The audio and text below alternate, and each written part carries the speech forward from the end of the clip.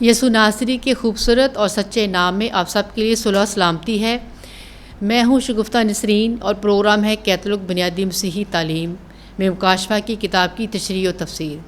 ناظرین، آج ہم آپ کے سامنے مکاشفہ کی کتاب اس کا باب نمبر 15 اور حصہ دوئم جو ہے وہ اس کی تشریح و تفسیر پیش کریں گے۔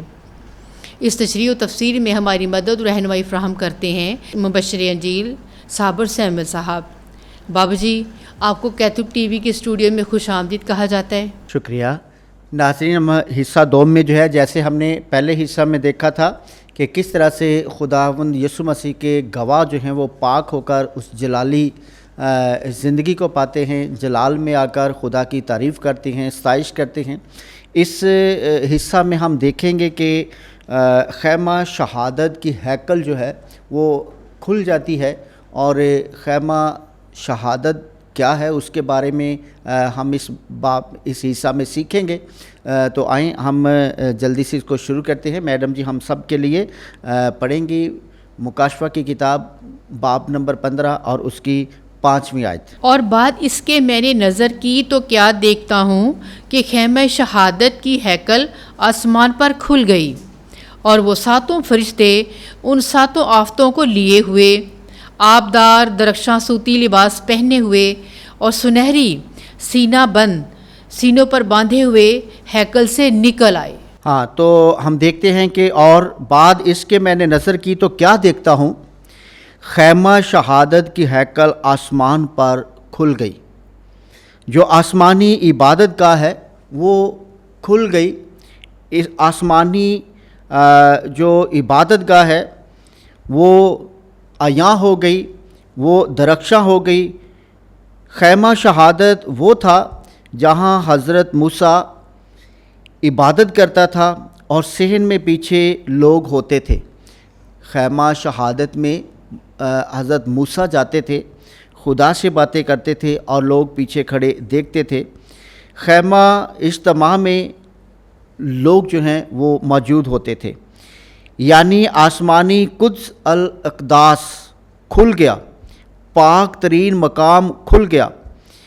پاک تمبو میں خیمہ شہادت اس طرح تھا جیسے سلیمانی ہیکل میں قدس الاقداس ہوتا تھا، کہ سب سے پاک ترین مقام ہوتا تھا جہاں پر خدا نے کہا تھا کہ میں ہر وقت موجود ہوں گا۔ کروبی جو ہیں ان کے فرشتے جہاں پر ان کے پر جہاں پر ملتے ہیں، اس سامنے والے حصہ میں میں ہر وقت موجود ہوں گا۔ وہ پاکوں کا پاک تھا جہاں پاک صندوق تھا، اور خیمہ شہادت میں پاک صندوق میں پتھر کی 2 تختیاں تھیں جو حضرت موسیٰ کو ملی تھیں۔ خیال کیا جاتا ہے کہ اس میں جو ہے وہ پہلی 5 کتابیں جو ہیں وہ موجود تھیں۔ یہ نہیں، 1 منٹ دوبارہ سے۔ وہ پاکوں کا پاک تھا جہاں پاک صندوق تھا، اور خیمہ شہادت میں پاک صندوق میں پتھر کی 2 تختیاں 2 لوہیں تھیں، جو اس بات کی گواہی اور عہد تھا کہ اگر خدا کے حکم کو مانو گے تو خداوند خدا تمہاری حفاظت کرے گا۔ وہ تمہارا پروردگار ہوگا، وہ تمہارا بچانے والا ہوگا، وہ تمہیں ہر بدی اور ہلاکت سے چھڑانے والا ہوگا۔ اور پاک صندوق کے پاس من کا برتن اور ہارون کا عصا تھا، جو اس بات کی شہادت تھی کہ خدا کس طرح اسرائیلیوں کے لیے معجزات کرتا رہا، اور بیابان میں کس طرح ان کی پرورش کرتا رہا، ان کو ہر چیز جو ہے جو ان کی زندگی کے لیے ضروری تھی وہ مہیا کرتا رہا۔ اگر ہم دیکھنا چاہیں تو ہم چند ایک ابواب جو ہیں اس کا مطالعہ کر سکتے ہیں۔ پہلا حوالہ ہم دیکھتے ہیں اشعیاء نبی کی کتاب، اس کا 6واں باب، اس کی پہلی آیت، کہ خداوند خدا ہمارا خالق ہے، پروردگار ہے۔ جی، عزیہ بادشاہ کی وفات کے برس میں میں نے خداوند کو بلند و فراز تخت پر بیٹھے دیکھا، اور اس کے لباس کے دامن نے ہیکل کو بھر دیا۔ ہاں، وہ پاک ہے، پوتر ہے، وہ خالق ہے، وہ مالک ہے اور قدرت کا سرچشمہ ہے۔ اسی طرح سے ہم دیکھ سکتے ہیں حزقیل نبی کی کتاب اگر ہم 40 سے 44ویں باب تک مطالعہ کریں گے تو ہم خدا کی ساری قدرت، اس کی پاکیزگی کے بارے جو ہے ہم سیکھ سکتے ہیں۔ اور یہاں پر ہم دیکھیں گے حزقیل نبی کی کتاب اس کا 45واں باب اس کی 3 آیت۔ اور تو اس قطع سے 25,000 لمبائی اور 10,000 چوڑائی ناپے گا، اور وہاں مقدس ہوگا جو ازروئے فوقیت مقدس ہوگا۔ ہاں، تو یہاں ہم دیکھتے ہیں کہ خدا کے مقدس کی بات کی گئی ہے، اس کے رہنے کے مقام کی بات کی گئی ہے، اور قدس اقداس جو ہے یہ خدا کا مقام تھا جہاں خدا ہر وقت موجود رہتا تھا۔ تو میڈم جی ہم سب کے لیے 6 آیت پڑھیں گے۔ اور وہ 7 فرشتے ان 7 آفتوں کو لیے ہوئے آبدار درخشاں سوتی لباس پہنے ہوئے اور سنہری سینہ بند سینوں پر باندھے ہوئے ہیکل سے نکل آئے۔ اور وہ 7 فرشتے ان 7 آفتوں کو لیے ہوئے تھے، آبدار درخشاں لباس پہنے ہوئے ہیکل سے نکل آئے۔ وہ 7 فرشتے یعنی مقرب فرشتے جو ہر وقت خدا کی حضوری میں کھڑے رہتے ہیں، وہ خدا کا قہر، مکمل قہر، مکمل غضب لیے ہوئے چمکدار سوتی لباس پہنے ہوئے ہیکل سے نکل آئے۔ یہ منظر ہے جو یوحنا دیکھ رہا ہے۔ آبدار کا مطلب ہے چمکدار، اور درخشاں کا مطلب بھی چمکدار ہے۔ تو وہ چمکدار سوتی کپڑے پہنے ہوئے باہر نکلے۔ آیت نمبر 7۔ اور ان 4 جانداروں میں سے ایک نے عبدالآباد تک زندہ رہنے والے خدا کے غضب سے بھرے ہوئے 7 طلائی پیالے ان 7 فرشتوں کو دے دیے۔ ہاں، ہم یہاں پر دیکھتے ہیں ان 4 جانداروں میں سے ایک نے، 4 جاندار یعنی ہم نے پہلے ابواب میں بھی اس کی تشریح کی تھی، جہاں بھی 4 کا لفظ آتا ہے، 4 جانداروں کا لفظ آتا ہے، اس کا مطلب ساری کائنات ہے۔ ساری کائنات میں سے ایک جو ہے وہ نمائندگی کرتے ہوئے بلند آواز سے کہتا ہے، عبدالآباد تک زندہ رہنے والے خدا کے غضب سے بھرے ہوئے جو پیالے ہیں، وہ طلائی پیالے یعنی سونے کے بنے ہوئے پیالے جو ہیں ان 7 فرشتوں کو دے دیے، 7 فرشتوں کو سونپ دیے۔ 7 فرشتوں کے پاس ہیں 7 طلائی پیالے، سونے کے 7 پیالے خدا کے غضب سے بھرے ہوئے فرشتوں کو دے دیے گئے ہیں۔ 4 جاندار یعنی ساری کائنات جو ہے، یعنی کائنات اپنے کاموں کی وجہ سے خود خدا کے ہاتھ میں یا اس کے کارندوں کے یعنی فرشتوں کے ہاتھ میں وہ قہر کے پیالے پکڑاتی ہے۔ یعنی کائنات میں جو بدی اور گناہ ہے اس کے سبب سے یہ 7 پیالے وہ خود ہی جو ہیں وہ فرشتوں کے سپرد کیے جاتے ہیں کہ ہمارے ہلاکت اور بدی کے کاموں کے سبب سے یہ غضب اور یہ ہلاکت ہے، یعنی خدا کی طرف سے نہیں ہے بلکہ یہ ہمارے برے کردار کی وجہ سے غضب ہے خدا کا، یہ ہمارے ہلاکت کے کاموں کے سبب سے خدا کا غضب ہے، اور یہ خدا کا غضب جو ہے وہ فرشتوں کے ہاتھوں میں پیالوں کی صورت میں، سونے کے بنے ہوئے پیالوں کی صورت میں جو ہے وہ دیا جاتا ہے، اور کائنات خود ہی دیتی ہے۔ اس لیے ہم اس بات کو اچھے طریقے سے سمجھیں کہ خدا نے ہمیں جلال کے لیے پیدا کیا، خدا نے ہمیں نجات کے لیے پیدا کیا، خدا نے ہمیں ابدی زندگی کے لیے پیدا کیا، اور اس کے لیے اس نے اپنا اکلوتا بیٹا بخش دیا تاکہ جو کوئی اس پر ایمان لائے ہلاک نہ ہو بلکہ ہمیشہ کی زندگی پائے۔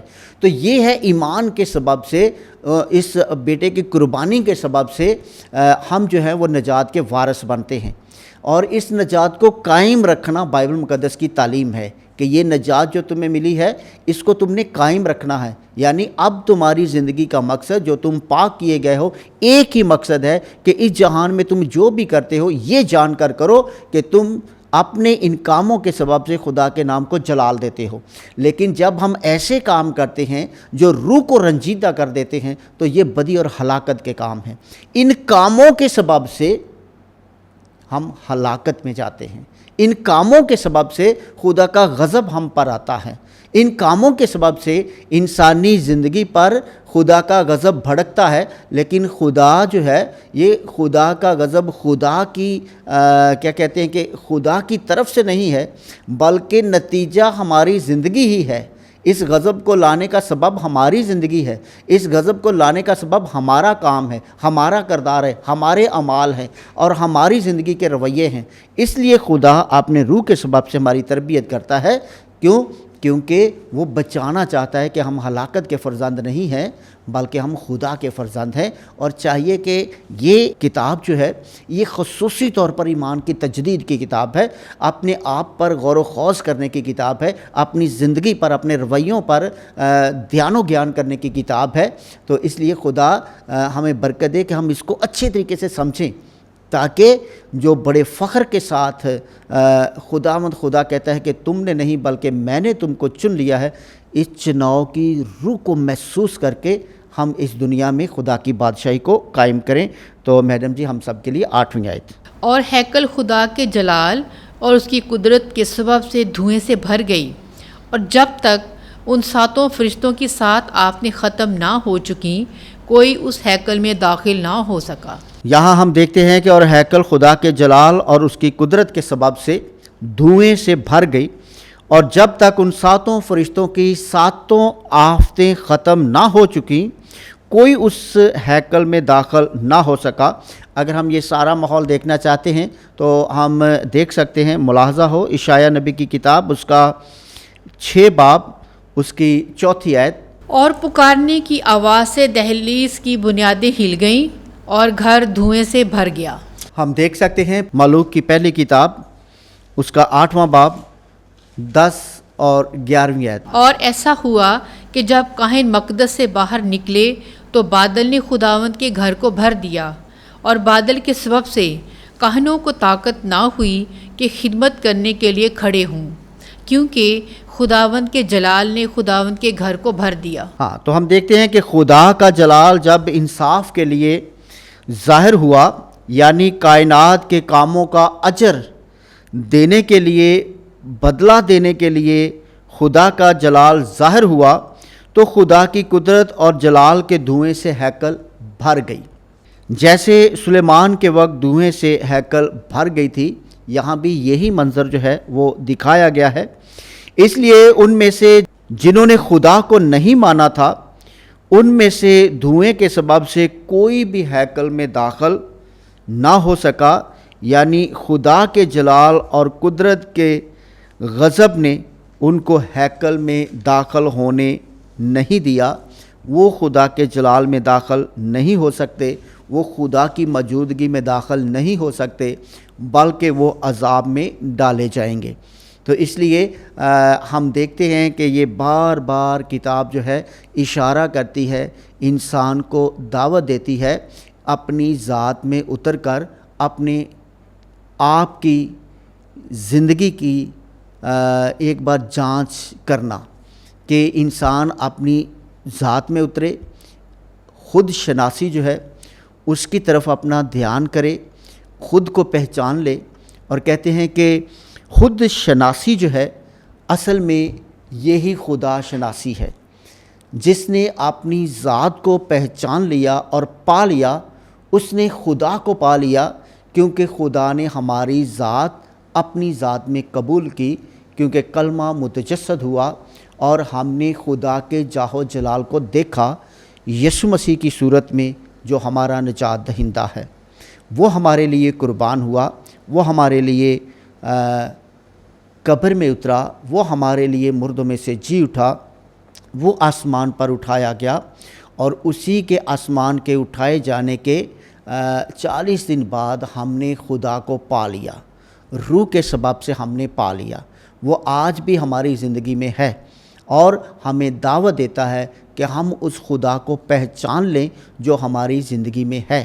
اگر ہم نے اس کو پہچان لیا، اگر ہم نے اس کو جان لیا، اگر اس کو ہم نے دیکھ لیا، اگر اس کو ہم نے محسوس کر لیا، تو ہم نے اپنے آپ کو خدا کے جلال کے لیے تیار کر لیا۔ ہم نے اپنے آپ کو جلال تک پہنچنے کے لیے اپنی زندگی کو حاصل کر لیا، اور اگر ہم اس کو نہیں پہچان پائے تو پھر شیطان مختلف ورگلانے کے سبب سے، مختلف طریقوں کے سبب سے ہمیں اپنے ساتھ ملا کر ہلاکت کا فرزند بنانا چاہتا ہے، اور یہ ہمارے رویوں سے ظاہر ہو جاتا ہے، ہمارے کردار سے ظاہر ہو جاتا ہے، ہماری باتوں سے ظاہر ہو جاتا ہے، ہمارے کاموں سے ظاہر ہو جاتا ہے۔ تو اس لیے خدا ہمیں برکت دے تاکہ ہم ایسے وہ تمام کام جو خدا کے روح کو رنجیدہ کر دیں، اپنی زندگی میں ان تمام کاموں کو رد کر دیں، تاکہ راست بازی ہماری زندگی کا خاصہ بن جائے، اور ہم تمام مقدسوں کی، تمام ان شخصیات کی، مقدسہ ماں کی، مقدسین کی تقلید کرتے ہوئے خدا کی حضوری میں اپنے آپ کو اس لائق بنائیں کہ اس کے جلال تک پہنچ سکیں۔ شکریہ۔ جی شکریہ بابو جی۔ جی ناظرین، آج ہم نے آپ کے سامنے مکاشفہ کی کتاب، اس کا 15واں باب اور اس کا حصہ دوئم کی تشریح و تفسیر پیش کی ہے۔ ہمیں امید ہے کہ اس پروگرام کے حوالے سے آپ کو خدا کے کلام کے بھیدوں میں سمجھنے میں مدد مل رہی ہے۔ اپنا اور اپنے ارد گرد کے لوگوں کا ڈھیر سارا خیال رکھیے گا، اور ایک دوسرے کے لیے خوشی، تسلی اور نجات کا وسیلہ بنے۔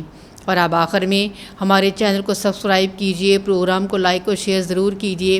جب آپ یہ چھوٹا سا عمل کرتے ہیں تو اس کا مطلب آپ گواہی دیتے ہیں کہ آپ خدا کو اور خدا کے کلام کو بہت پیار کرتے ہیں۔ خدا ہم سب کو ایسا کرنے کی توفیق عطا فرمائے۔ آمین۔